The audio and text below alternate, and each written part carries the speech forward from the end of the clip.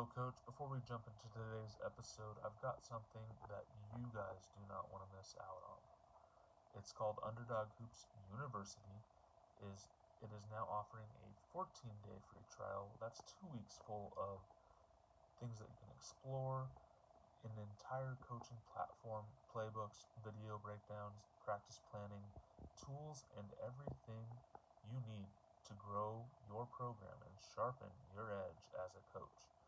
If you're serious about coaching and developing athletes, culture, and winning the right way, this is where you need to start.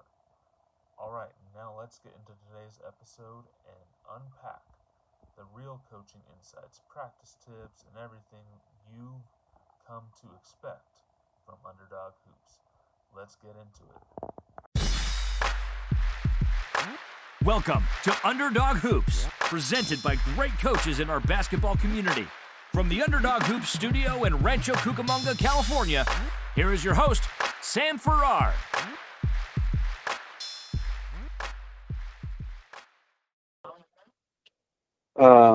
Growing up, that was something I was always outside playing, always had a ball in my hand. And all through high school, it was just a sport I loved. And then I really got more into coaching. I started coaching my daughters. She played it was third grade and fifth grade, and I was like, man, I really, really wish I did this a lot earlier because I didn't realize how much I enjoyed it. And then there was an opening for a JV basketball coach at a town that I live in, and so it made me fall in love with the sport again, like when I was a kid. And so I really enjoyed, you know, teaching kids, everything that I learned growing up from when I played from the coaches I played for. Yeah, that's nice. What are some your core coaching philosophies and how have they kind of evolved? I think, like, coaching philosophy wise, like, I try to pride the kids on, just give it all you got. Like, I know there's some times where you're gonna, be 2 of 12, or sometimes, you're gonna shoot lights out, but just giving everything you have, and letting your game speak for itself. Um, Another thing is that I've always preached is defense. Like, I've always, like, give your heart out on defense and good things will happen because you can turn off or defense into offense really easily. And so we really pride ourselves on, playing defense and being active and um, really giving it all on defense. Awesome. Who's your biggest coaching influencer, and what have you learned from them? So I think growing up, it was probably my high school coach. Really looked up to him. He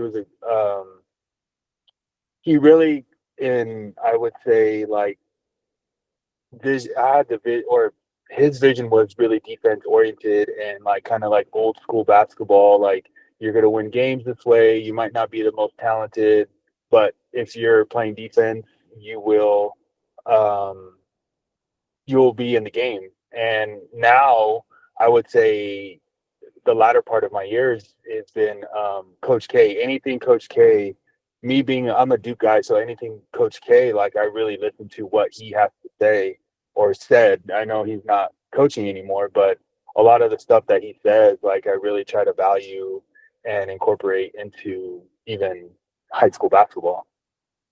That's awesome. That's my pick for March Madness, so we'll Oh, see if mine they do too. it. I was stressed out last night. Me and my daughter were watching the game, and Arizona always plays Duke tough. It's always Yeah, and they're both two talented teams. But I was like, man, like, that lead kept diminishing and diminishing. I was like, oh man, we just need to close these guys out. yeah. Um, how do you define success as a coach beyond like the wins and losses? So I know, like, now everything, a lot of people look at wins and losses as being what to look for, but I think just building kids as having good character, not just on the court, but off the court, and grooming them to be young men or women to be, great in the classroom, in your community, at home, or around your peers, just to be respectful and like show class and character. I know it's a different generation now, social media and all this stuff, but just being, um, just show high character, basically, in my opinion. I agree with that. They that's one of the things that when um we look for in our program, we're looking for people that are going to be on time to class and make sure that they're doing all their things within the classroom. And it's really kind of changed over the this last 2 years because we just have emphasized it and put it out there like, hey, you guys need to go to class in order to be successful. You guys need to go to class. Guys need to be respectful in the community. Yeah, So absolutely. I think it's huge, and not only that, it's a reflection upon themselves. Like, that people will remember little things like that. Going as they get older. You know. yeah, exactly. So the next few questions are going to be about culture. How do you build a strong and positive team culture? Um. Honestly, it's just being right now. Even these kids are young. It's just being real with them and being upfront with them, and knowing where you're coming from, and just sometimes they need more direction and them being positive instead of being so a lot of coaches, me growing up, a lot of coaches were so negative, but I think being more positive and try to wording different things like, hey, you did this wrong, but maybe if you did it this way, it'll work out better for you. Yeah, It's just a matter of how you word certain things, and then having the players buy into that, and then also being like, okay, we always had like every practice we had, like, we would split the teams up, and it would be a challenge. So we would do like one coach on one side, one coach on the other side, and we just have fun with the kids doing a 3-point challenge, and whoever lost would run. And so just for us being involved and having fun with the kids, showing that we're going to have fun with the kids, made them buy into what we had, what we want and expect out of the kids as well. yeah. I think one of the things that I started to do this year with my guys, and I think it really helped, was I did a drill. Like it just allowed them to scrimmage, and but it allowed them to like they have to make a I called it two buckets. So they have to make two buckets. Doesn't matter what the score or like what the two and threes are, but it's just two buckets. And so it allowed them to play free, but it also put that added pressure like, hey, I got to win this game. Yeah. So, Oh, that I like that. yeah, it just, and the kids love to scrimmage, and my Yeah. guys were no different. So it was very nice for me to be able to kind of figure that out. I found that on like Instagram or something, but it was like, Yeah, oh, that's actually not a bad idea to do it. So, that's not a um, bad idea. Yeah. um, so how do you deal with difficult players in team conflicts? Um. So we kind of, instead of sharing it and putting the kid or putting them in front of, not so much on blast in front of the rest of the team, we kind of set them aside and like, okay, hey, let me talk to you, and just kind of like, okay, what were you thinking here? Like, you need to be better. I know emotions, like, they play with a lot of emotions, and so some of them do get carried away, and some of them, um some bad sometimes bad things happen. And so, like, okay, you can't be doing this. Like, you're gonna either sit the bench and then learn from your mistake, or it's going to be a long season and you Yeah. can't just continue riding, doing the same issue all along. And so they really bought into it. So, like, unfortunately, we've had some issues where, kids emotionally, something happened and they got a technical. And so rule is like, I'm sorry, but you're going to have to run like next practice. That's how it is. And kids have really bought into that. Like, okay, let's not get a technical. I understand we can play with emotion, but it's to a limit, and Yeah. so that's one thing that we've kind of taught and try to talk to the kids about. Just set them aside and one-on-one and talk to them and see what they were thinking. So this could be another kind of lead into that, but how do you hold, or what strategies do you use to hold players accountable? A good question. Um, I don't know how to answer that question. It's all right. We just we Yeah, just go ahead. made sure that like, okay, if you want any opportunity to play or to to show up on the games, just be present even at practice. Like, make sure that you're paying attention and active. And if you have questions, ask questions. Like, there's no dumb questions. Like, but the ones that really get us is the kids that are, there's going to be kids that aren't paying attention and goofing off in line when you're trying to teach a drill. And so we try to, like, okay, hey, if you want really playing time, you're going to have to start focusing on paying attention in practice, because we can't trust you. If we can't trust you even in practice, what makes think we're going to trust you in the game? Um, Type of mentality. Some of that I think is like you're holding them accountable by saying, "Hey, if you don't pay attention in practice, you're toast. Like I'm not gonna Yeah, put you in the game. yeah, You can't expect it." yeah. And And so, I and we're in that yeah. culture now that where people think that they can play every game, or parents, think that every kid can't should be playing every game, but like some kids just don't pay attention during practice, and we can't afford, to put you in the game and reward you that. Well, and it's like you gotta know the plays, you gotta know certain scenarios, and when it comes down to it, if you're goofing around in practice, I'm really less likely. And then if the parents are saying, "Oh, my kid should be playing," well, Yeah, I'll tell them, "Hey, like, well, he's not paying attention in practice. Like, this is a problem. Like, if you want to address it with him or talk to him about it, like, I would go ahead and do that before you talk to me because yeah, just yeah, addressing it with the player, and then I could address it with the player, like, hey, this is why you're not playing.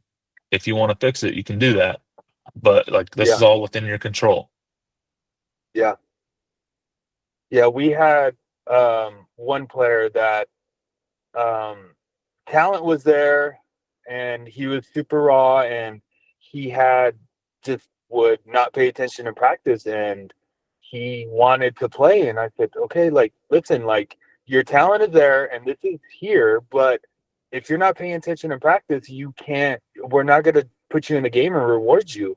And so I think a light clicked and everything started coming together. And by the end of the year, like, he was a regular rotation player for us. And and so hopefully, I mean, that's something that we kind of, like you said, hold players accountable. And you'd be surprised how many players actually buy into that, or at least Yeah, for my school. So yeah. So what is one of the most important leadership lessons that you've kind of learned as a coach? um, leadership lesson. I just our thing is that we just like to be real with the players, and be forward with them, and so just so we can so they can trust us and we can trust them. I think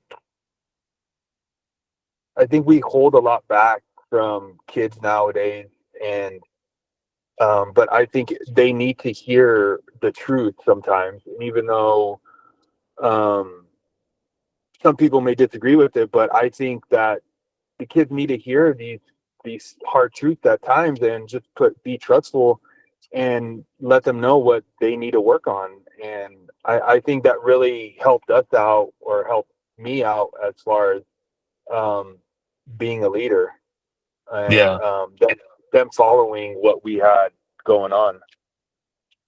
yeah. I think one of the biggest things that I've kind of learned with when it comes to like coaching or like leadership lesson is my emotions, keeping my emotions in check. Because when I was younger, I was a hothead as a Hmm. coach.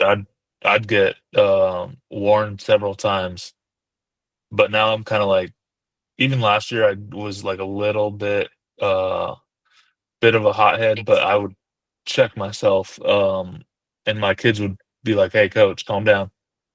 Yeah. So, um, and you know, I catch myself there. Hey, take a deep breath. I have to listen to the advice that I give them too. Take a deep breath. That's like my first thing when I call a timeout. Hey, take a deep breath. Let's reset. Yeah. Or if we're going good, then hey, let's keep it going. Um, and I just address the small issues. Um, Right. so that's kind of what I have kind of learned over my leadership lesson, because I've had coaches come up to me and be like, "Hey, you're gonna lose this game because you're more focused on the refs than you are than you are on your players." Oh, okay. So Mm. so that's kind of how I got to learn about that. How long have you been coaching? I've been coaching for 10 years. It'll be Okay. my 11th next year. Okay. So I started very, very young. I was like 18 when I started. Yeah. So 28, but it's been a journey, and kind of going up the ranks. And I've been with the same program for all 10 years. So it's very satisfying to kind of see these players go through. I've seen like a bunch of classes um, graduate, and I've seen them after high school because we do some open runs sometimes, Hmm. and it's fun to see them like they got jobs, they got lives, they got some of them have kids, which I'm Yeah. like, okay. um, yeah. Um, but the next few questions are going to be about player development. So, what are key skill developments that or key skills that you incorporate into your player development at different levels? um, like I said, I've grew up just defense, and so I try to do a lot of um defensive drills. And I know the offense will come, and but like we really incorporate is like a lot of defensive drills, rebounding drills, just ones that are going to build your character and build the grit. And um, we do a lot of those just physical drills, like just to develop them physically, and so they're able to withstand like just the little things. Um, yeah, I might have to come back to that question. All right. What drills and kind of techniques do you swear by when doing skill development stuff? Um, one thing that we do incorporate is anytime we're doing our conditioning, we have a ball in our hand, just so they're able to know, like, okay, we're going to be sprinting with the ball, so you know how to um you're able to control it. And just running without a ball, it just seems to me, it just seems I don't want to say pointless. I understand it, but if you can, Inefficient. yeah, if you can condition them and they can still develop a skill, um, that's something that we do. And so um, that's one thing that I know we try to do every day is, run, and we're going to be dribbling with the ball. Some days it's just all left hand, just or their weak hand, right? And so so they're not so much dependent on their dominant hand. They're comfortable enough to go with their offhand. Awesome. I agree because a lot of kids don't know how to dribble with their left hand because they're mainly right-handed. And the people that are right or left-handed are not very good at dribbling with their right. So it's you gotta kind of get to know the kid, see where their skill level's at. I can usually tell at tryouts, but um, Yeah, a lot of them, what I do with my guys is I do something called I just call it two ball dribbling, and yeah, they run up and down or run kind of go as fast as they can down the court, and then they'll skip backwards. So they'll have to skip backwards. It kind of gives them something to think about as they're pounding the ball or alternating or doing V dribbles. So hmm, that's kind of something that I've done um, in my practices this year because I do coach a lower level team just like you. It's kind of that's kind of where I'm at right now. Um, right, but it's something that they need to work on every day. That's kind of my warm up too. Is like, hey, we're gonna get two balls in your hands. You're gonna have to get warmed up. Um, Obviously, I do like dynamic stretching at the beginning, but it's usually just very simple. We want to get you stretched out and we want to get you ready for practice. right, Um, but that's kind of how I've incorporated dribbling, and I do it when obviously they're playing games and stuff. So I try to make dribbling like you need to learn how to dribble, uh, even if I have to do it with your opposite hand. That's kind of how I like to do it. right. But Okay. go ahead.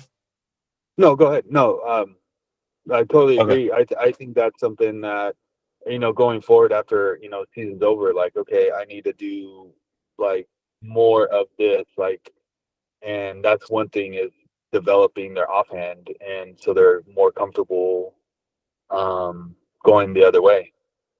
Yeah, Mhm. I that's one of my big things is just you need to be able to dribble.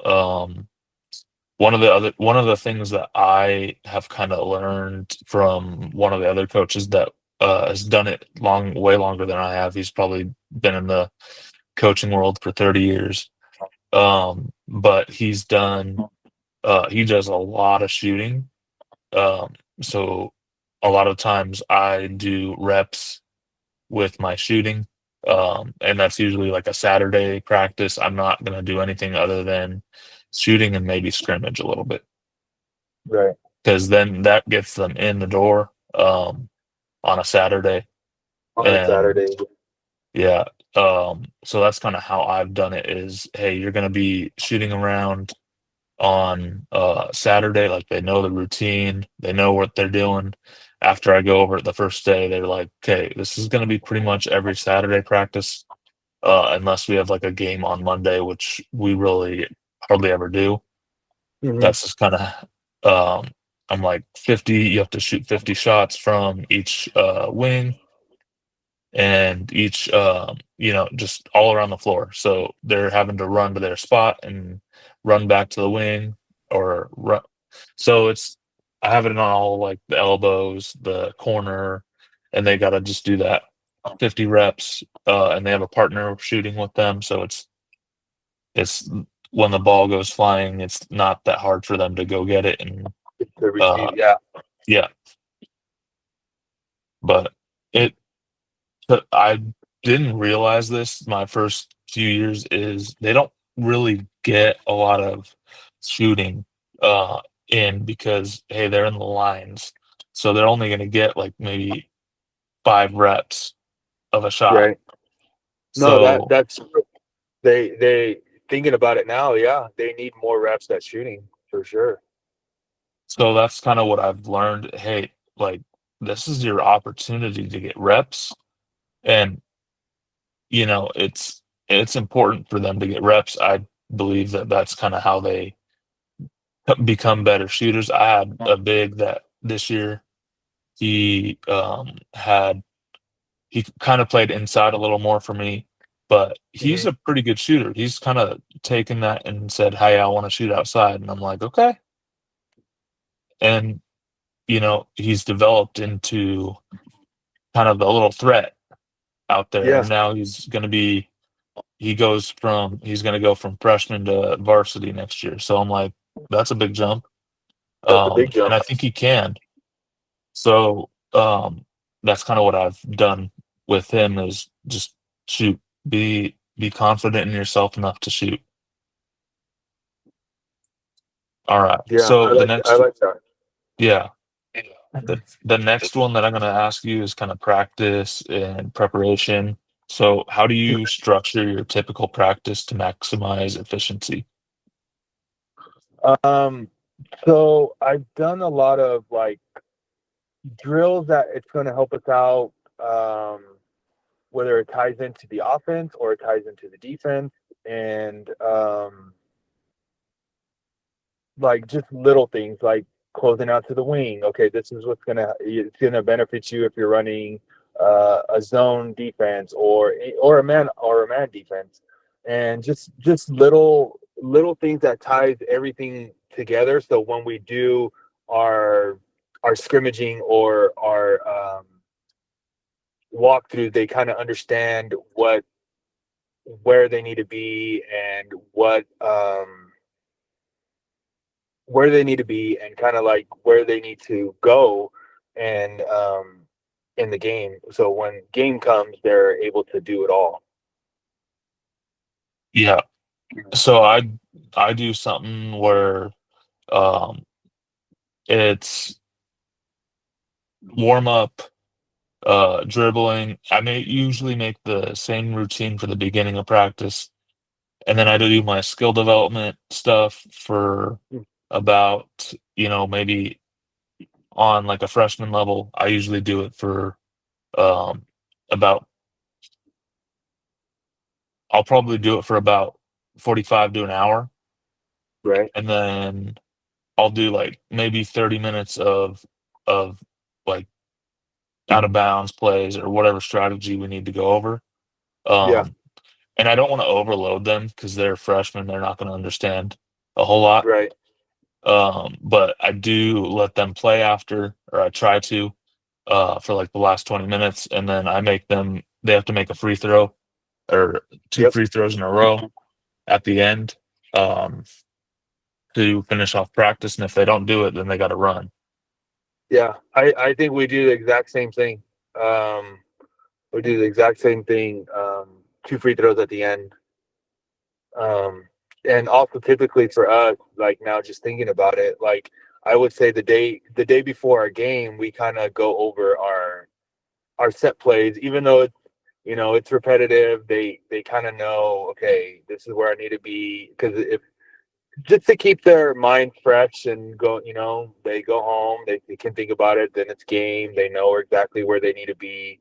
So we kind of go over the out of bounds plays and the sideline, and just kind of our set plays that we kind of go, and defense the just so they're ready.